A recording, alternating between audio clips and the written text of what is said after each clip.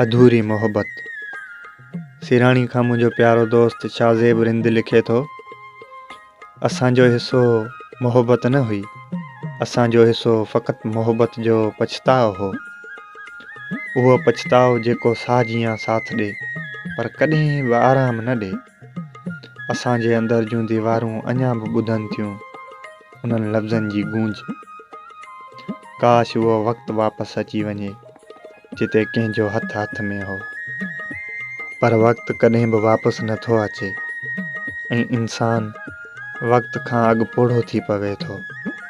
ॾुखनि जे over time में कमु कंदे कंदे असीं परेशान रूह आहियूं, नाक़ाबिले मरमत दिलियूं आहियूं, बेआवाज़ मातम आहियूं ऐं सभिनी खां वधीक असीं उहे माण्हू आहियूं जेके मोहब्बत खे कॾहिं त सम्झणु चाहींदा हुआ, पर मोहब्बत असांखे सम्झण खां अॻु ई असांखे छॾे वई।